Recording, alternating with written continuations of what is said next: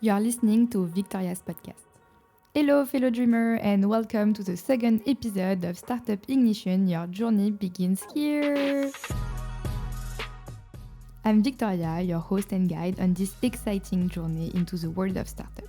I will answer all the questions you ask yourself when you want to launch your first startup. Today's episode is all about finding that golden startup idea after securing a co-founder. Before we jump in, a quick shout out to our listener. If you're new here, don't forget to subscribe for more insight and valuable tips. In the last episode, we talked about finding the right co-founder. Hopefully you found your co-founder. And let me answer to your last question on the previous episode, how to craft the perfect startup idea. You need to identify a startup idea that solves a real-world problem. Look back at your collective backgrounds. Often, the most impactful ideas arise from problems that you've personally faced in your past work experiences.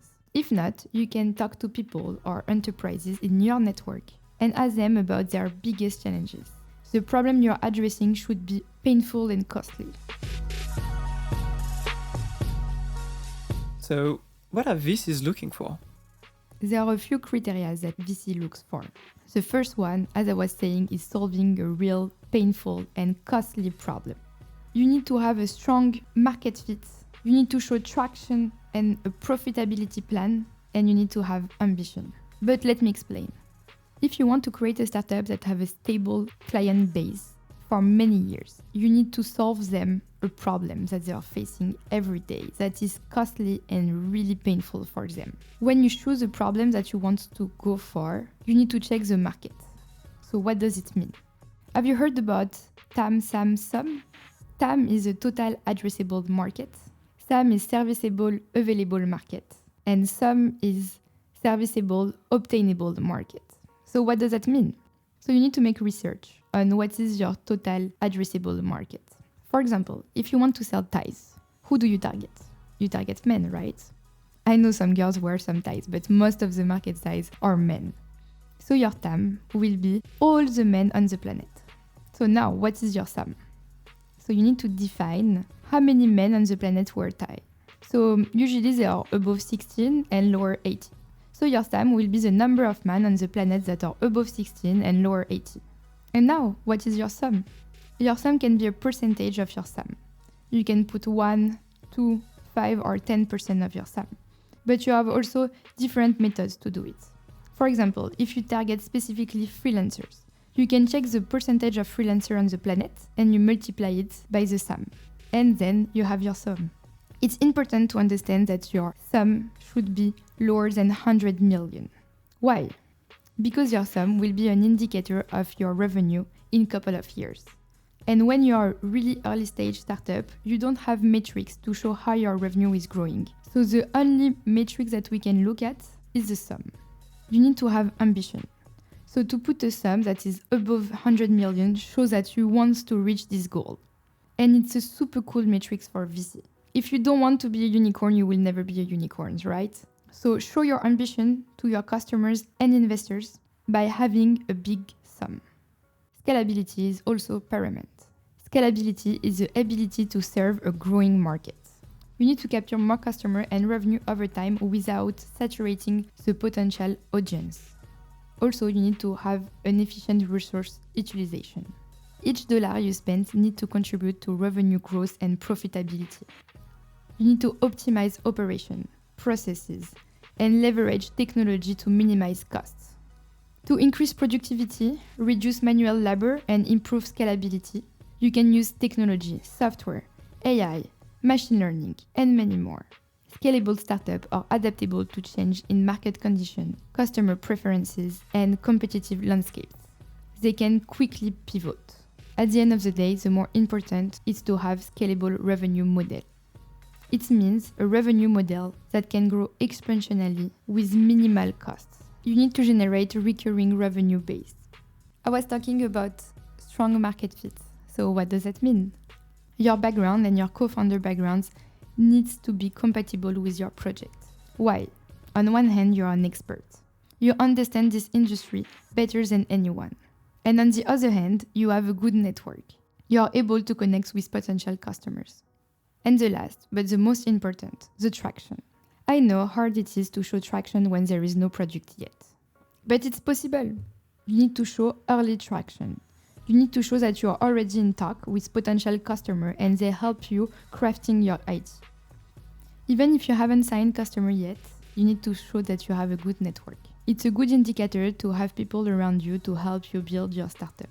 This is really like when you have a profitability plan. It was not the case a few years ago, but now because of market conditions, profitability is key.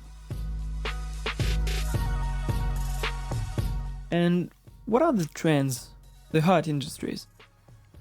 So first of all, 61% of super startups across the world offered B2B solution. So if you launch a B2B startup, you have more chance to succeed. I just talk about market condition. So 2023 was a really bad year. It was the lowest VC funding since 2018. I don't know if you realize how bad it is. I can explain why in another episode if you want. Feel free to comment. To give you numbers on how bad it was, so VC funding declined by 38% since last year. However, there is one industry that grew. Guess which one? And yes, it's AI. I'm sure you guessed right. AI investment went up by 9% and represents 17% of all VC investment in 2023. However, OpenAI, Anthropic, Inflection AI raised collectively 18 billion over the 50 billion in 2023. There are also some other industries that went up, like semiconductors, batteries. Also, in manufacturing and clean tech, the M1 funding didn't decrease so bad. But no worries, 2024 will be a better year. Today, because of the market conditions, startups need to demonstrate strong unit economics. And let me tell you more about what are the trends. So first of all, as you already understood it, AI is a big trend. You can apply the AI in every industry. But also AI is super hot in governance, compliance, ethics, and cybersecurity. Another industry that is always super hot is healthcare. Why healthcare? Because people are sick, and this is a huge problem. Startups in healthcare help to heal people. Because of the planet's health condition and regulations, climate tech is a super hot industry. And within climate tech, agriculture and biodiversity are really increasing. And then let me tell you more trends like fintech, manufacturing, travel, virtual reality. There are many more. You can just check the market growth to have a good indicator. At the end of the day, it's more important to know how to execute the business than the business idea per se.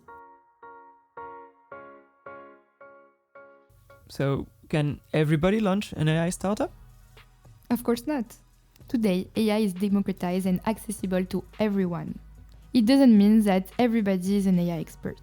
It's really easy to plug into OpenAI or any model providers to launch a new startup. But if you can build your product in less than 30 seconds, everybody can do it. You need to add a value, a big value on the table. But of course, you can still use OpenAI or any model provider to help you validate your market before developing your own product. But there are a lot of advantages of having your own AI model. Of course, the security, it's more customizable, you can have a unique product, and also it's harder to replicate it. Even if you're not an AI expert, you have to use AI in the backend to help you grow your business, develop your product. But your value proposition should not be around AI if you are not an AI expert. If you want your startup to be successful, you need to bring rare value. And to make sure, you need to validate your idea before developing a final project. I know it can be frustrating to show your product to potential customers without having it done, but you need to test it as early as possible. You don't want to spend time and money on a product if you need to adjust it. And how do I validate my idea? With potential customer, obviously. You can find design partner or customers that are not paying but can give you recurring feedback. And of course, the best to validate your idea is to have paying customers. You need to achieve a real product market fit. This means having paying customers with signed contracts. Even if contracts are lower at the beginning, but not free. You never have to sell a contract for free. And after, good indicator of real product market fit are high retention, low churn, and traction from cold emails and social networks. And where can I find potential customers? From your network is the best way. That's why founder market fit is super important. When your background match with your startup, you are the expert and you have the network in the industry. You can start reaching out to people you worked with before. They trust you more than a random startup. They know that you face the same challenges that they are facing today. And if you don't have any network, if you don't know where to start, you can start with cold emails, social media, distribution networks, and events. And when do I quit my job to be full-time on my startup? So when you should quit your job, don't quit your job now. Do you have a plan? Do you have a financial plan to survive for a couple of months or years? Do you have a business model? If yes, quit your job today. And what is a business plan? Good question. A business plan is a comprehensive document that outlines your goal, objectives, strategies, and operations. It will serve as a roadmap for yourself, your investor, your stakeholder, and of course your customers. It will detail how your business intends to operate, grow, and succeed over the next 5 years. When you are trying to sell your startup, because yes, when you're a startup founder, you are a seller at the end of the day. So you need to sell your startup to customers, but also to investors. On one hand to get revenue and on the other hand to get funding. So you need to pitch them your business plan with a presentation. And this is called a pitch deck. A pitch deck is a series of slides that outline the key elements of your business plan. And it needs to be easy to understand. How do I build the perfect pitch deck? I will answer your question in the next episode, crafting the perfect pitch deck. As we wrap up today's episode, keep in mind one thing. The foundation of a successful startup lies in solving a real problem and navigating the complexities of the market. This is Victoria, signing off from Startup Ignition. Your journey begins here.